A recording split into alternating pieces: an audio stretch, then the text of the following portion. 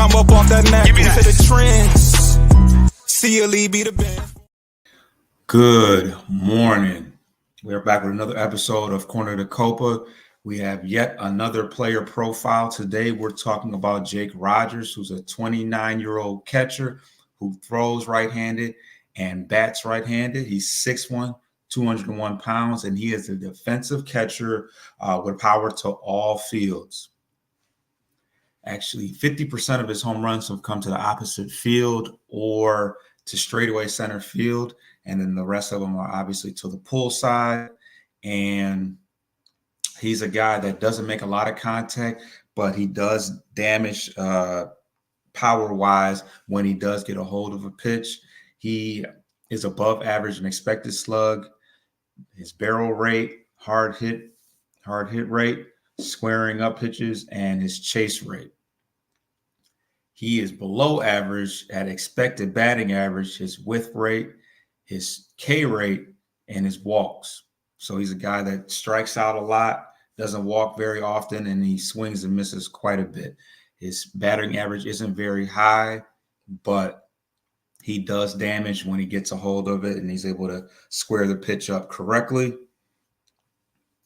When we get into his splits, well, first of all, his batting average overall is 195. Like I said, he doesn't have much batting run value, and he's hitting 149 from the left against left-handed pitching and 211 against right-handed pitching, and that accounts for 9 of his 10 home runs this year. Now, as far as his splits, runners in scoring position, he's hitting 252, so he's a pretty good run producer, and he's hitting 278 with runners in 252 with runners on and 278 with runners in scoring position.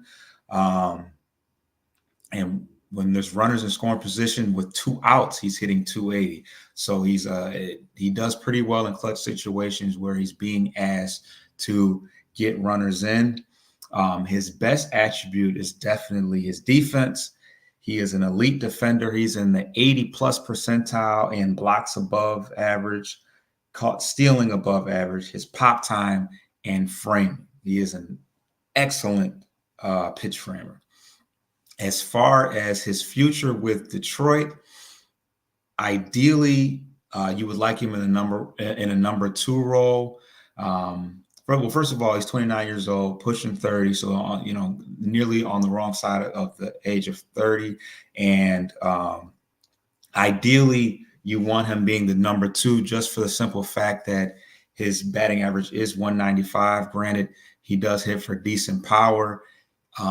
He's going to strike out a majority of the time when it's all said and done. He's good with the pitching staff, and the coaches definitely appreciate that about him. And defensively, he's going to give you everything you want. But in the most ideal sense, you want a guy that can hit just a little bit more consistently. And ideally, you want to mold the future catcher and have a veteran like him that can kind of show him the ropes.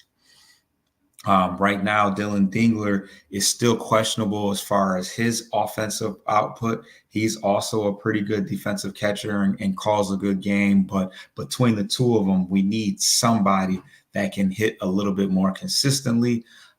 Jake Rogers is definitely a fan favorite and a guy that does have the threat to take the pitcher yard when he comes up to the bat. It's just not very consistently. He's going to strike out. He's gonna strike out a ton, and his on base percentage isn't going to be very high, just because he also does not walk that much. So, as far as Jake Rogers, I can see him returning. I can see him returning next year. Just off the strength that he's been around a while.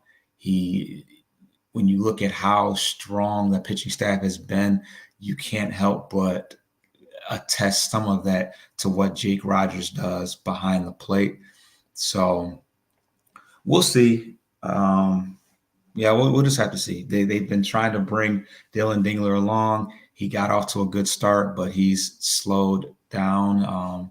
to a halting pace as of right now. So right now we have 2 catchers that are hitting below 200. So got to do better than that. But please subscribe to Bleachers to Speakers. You'll find a ton of these player profiles out there, and be on the lookout because we definitely have some more on the way. And of course, check us out on all audio aggregators at Corner to Copa. I'm out.